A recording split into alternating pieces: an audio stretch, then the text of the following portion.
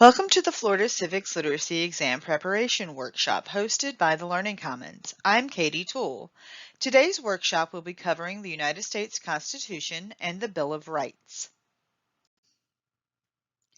The Florida Civics Literacy Exam covers 4 competencies. This section will cover Competency 2, which reads, students should be able to identify the articles, amendments, and structures of the United States Constitution. This includes the principles of the Constitution and how they apply to various aspects of government life. Competency 2 overlaps with other competencies, particularly Competencies 1 and 4. This first section will cover the preamble, the articles, and the process of ratification. While the Florida Civics Literacy Exam is generally more concerned with concepts than with bald facts, there are a few facts you may need to remember. First, you might need to know that James Madison is considered the father of the Constitution, as he contributed to the framing of the language for both the Constitution and the Bill of Rights. Secondly, there are some dates you may need to know. First, the Articles of the Constitution were ratified by enough states to be adopted in 1788. Secondly, the Bill of Rights, the first 10 amendments, were adopted and ratified in 1791. The remaining 17 amendments were adopted over the course of 200 years between 1795 and 1992. The preamble of the Constitution establishes the purpose of the Constitution. First, the language of we the people confirms the idea of self-governance. As Lincoln would put it 80 years later, government of the people, by the people, and for the people. Next, the preamble presents 6 goals that the Constitution will help the framers achieve as they ordain and establish this document: to form a more perfect union, to establish justice, to ensure domestic tranquility, to provide for the common defense, to promote the general welfare, and to secure the blessing of liberty to ourselves, these founders, and our posterity. Before we discuss the makeup of the Constitution, there are some terms that are helpful to understand. Some of these terms are covered in Principles and Practices of Democracy, but it makes sense to discuss them again here. First, supreme law of the land. The supreme law of the land is the document or idea or person that all other laws are based on. In the United States, that document is the Constitution. The second concept, rule of law, is the restriction of the arbitrary exercise of power by subordinating it to well-defined and established laws. This is where we get the idea that no one is above the law. Separation of powers is the division of government into distinct branches to limit any one branch from exercising the core functions of the other. In the United States, the 3 branches of government are legislative, executive, and judicial. A system of checks and balances allows the different parts of the government to have powers that affect and control the other parts so that no one part can become too powerful. In the U.S. system of government, the legislative branch creates the laws, the executive branch has the power to veto laws and the responsibility to carry out laws that pass, and the judicial branch has the power to review laws for constitutionality and the power to enforce laws. The body of the Constitution is made up of 7 articles. Together they outline the basics of American government. We will discuss them each individually. Article 1 of the Constitution outlaws the role of the first branch of government, the Congress. Section 1 defines the Congress as a lawmaking body and establishes the bicameral institution made of 2 houses, the House of Representatives and the Senate. Section 2 defines the House of Representatives and clarifies that the number of representatives from each state is determined by the population of that state.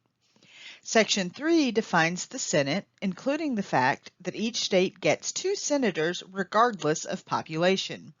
The rest of Article 1 deals with rules and processes, including the all-important process of how a bill becomes a law in Section 7. Section 8 includes the necessary and proper or elastic clause that allows Congress to pass laws that are necessary in order to carry out their other duties. Section 9 includes the emoluments clause, which dictates that Congress cannot use the president's pay to affect policy. It also says he or she can't receive titles from foreign powers that might affect policy, either foreign or domestic. Article 2 outlines the duties and powers of the executive branch. The executive branch consists of the president, the vice president, and the president's cabinet. The cabinet are those people with titles that start with Secretary of. Think Secretary of State, the Interior, Education, etc. These cabinet members and their departments are charged with carrying out the laws that Congress passes. Furthermore, Section 4 of Article 2 defines the circumstances under which a president or other civil officer can be impeached. Article 3 of the Constitution empowers the Supreme Court and other federal courts to settle all controversies at the federal level. The power of the Supreme Court has expanded since the founding, including the power of judicial review of laws passed by Congress, which SCOTUS granted itself in Mayberry v. Madison in 1803. In addition, the third clause defines treason and empowers Congress to punish it. Article 4, the full faith and credit clause, essentially says that each state is equal under the law, that a citizen of one state is a citizen of the nation, and that the official decisions of one state will be respected by the others. This is why if you are married in one state, you don't have to get remarried if you move, or if you are licensed to drive in one state, you can drive in all 50.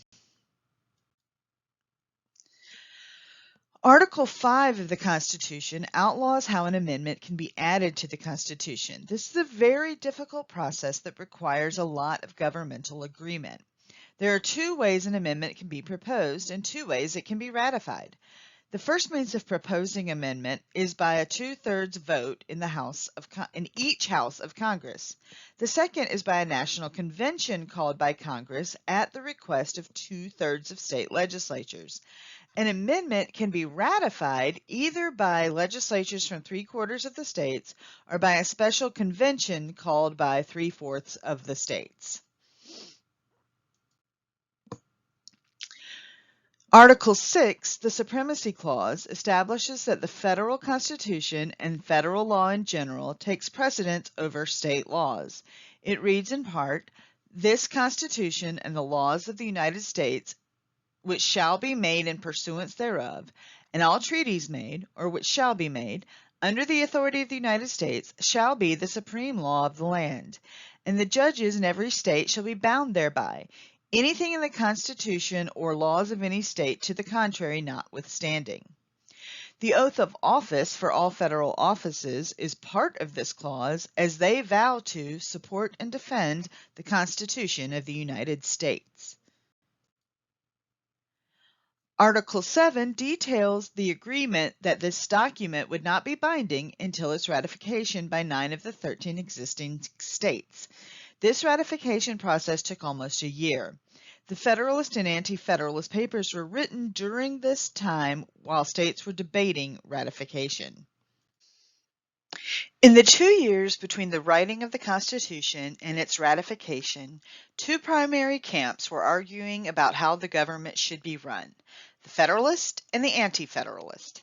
The Federalist believed in a strong central government and strongly supported the Constitution.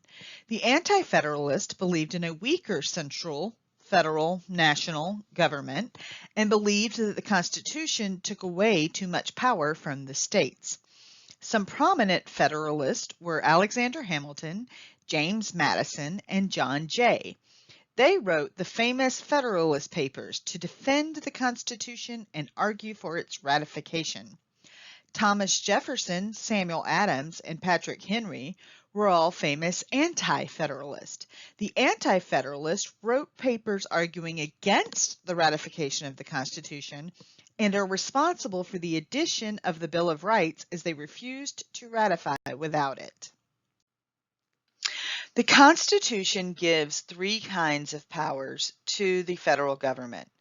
Delegated powers are those powers granted to the national government under the United States Constitution. There are three kinds of delegated powers. First are enumerated powers, sometimes called express powers.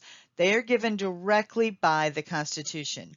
An example of an enumerated power would be the ability to coin money or raise an army. Implied powers are those powers that are reasonably inferred by enumerated powers.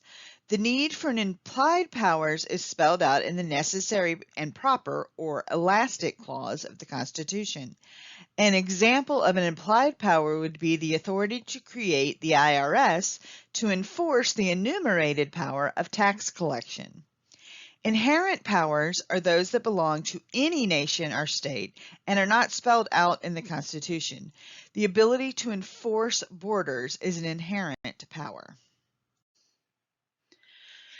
The rest of this PowerPoint will deal with the 27 amendments to the Constitution and some other key ideas you need to know for passing the Florida Civics Literacy exam. The first 10 amendments to the Constitution are known as the Bill of Rights. The Bill of Rights was added to satisfy those who thought that a strong central government might infringe on the rights of its citizens. It spells out Americans' rights in relation to their government. It guarantees civil rights and liberties to the individual, like freedom of speech, press, and religion. Many of these rights are in direct response to how colonists had been treated by England and the King. It might be helpful to think of these in three sections. General rights, really the First through Third Amendment, rights of the accused, the Fourth through the Eighth Amendment, and some explanation of those rights, Amendments 9 and 10. The First Amendment covers the freedom of speech, press, assembly, and protest. The Second Amendment covers the right to bear arms. The Third Amendment deals with the quartering of soldiers in homes. This might seem like a weird amendment, but it is something that England had imposed upon the colonies. The Fourth Amendment, getting into those rights of the accused, deals with protection from unreasonable and unlawful search and seizure. The Fifth Amendment deals with due process, the requirement that legal matters be resolved according to established rules. This includes the right against self-incrimination. We often speak of pleading the Fifth. The Sixth Amendment gives the right to a speedy and public trial by jury. The accused cannot be held indefinitely without trial and cannot be simply disappeared. The Seventh Amendment guarantees the trial by jury in certain civil disputes as opposed to merely criminal disputes. The Eighth Amendment prevents cruel and unusual punishment of those who have been convicted. The Ninth Amendment clarifies that listing specific rights in the Constitution does not mean that people do not have other rights that have not been spelled out. For example, the right to privacy was inferred from the First, Third, and Fourth Amendments. The 10th Amendment declares that powers not specifically assigned to the government go to the states and then to the citizens. Remember that none of these rights is unlimited. You cannot yell "bomb" on a plane without getting tackled. Also, these are protections against the government. Your employer, school, or organization can limit your rights. You cannot swear at your boss and expect to stay employed. You just probably won't get arrested. Your spouse does not owe you due process. The rest of the constitutional amendments have been passed over the course of the country's nearly 250-year history. You will want to study all of them for the exam. Some important amendments to remember for the expansion of civil rights are the 13th through 15th, which were passed following the Civil War and outlawed slavery and gave citizenship and voting rights without regard to color or previous servitude. The 19th Amendment, which gave women the right to vote, and the 26th Amendment, which lowered the voting age to 18. A few amendments that are important for procedural or policy purposes are the 11th Amendment, which guarantees states certain immunities, the 16th Amendment, which allowed for an income tax, and the 22nd Amendment, which established presidential term limits.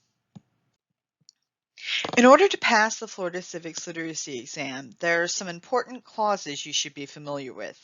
They have all been discussed previously, but just as a reminder, the Necessary and Proper Clause, expounded in Article 1, Section 8, says Congress can make laws that are necessary for carrying out their other responsibilities. The Emoluments Clause, Article 1, Section 9, deals with what compensations presidents and other federal officers can receive and serves as a basis for laws regarding bribery. The Full Faith and Credit Clause essentially says that all states are equal, per Article 4. The Supremacy Clause says, per Article 6, that the Constitution outranks state and local law. Due process is the idea based on the 4th, 5th, 6th, and 14th Amendments that requires processes for depriving any American of life, liberty, and property. Equal protection is also based on the 5th and 14th Amendments and is the idea that due process and other rights should be equally applied. Selective incorporation is the idea that no state shall make or enforce any law which shall abridge the privileges or immunities of the citizens of the United States. It is the ability of the federal government to prevent states from enacting laws that violate some of the basic constitutional rights of American citizens. Although not technically a law, through multiple U.S. Supreme Court rulings over the years, this doctrine has been upheld as part of the 14th Amendment to the Constitution. For your further study for the Florida Civics Literacy exam, here are some key ideas about the Constitution for you to understand and think about. First, how amendments have impacted civil participation over time and changed government and society. Secondly, how the Constitution safeguards and limits individual rights. Third, constitutional provisions that impact citizenship. And fourth, factors that contribute to voter turnout. Thank you so much for watching this presentation about the United States Constitution and what you need to know about it in order to pass the Florida Civics Literacy exam. For more information on the FCLE, you can visit tcc.fl.edu. Click on Resources, click on Learning Commons, click on Testing Resources, and then click on Florida Civics Literacy Exam. Or you can visit the Learning Commons in person. Thanks again. Bye-bye.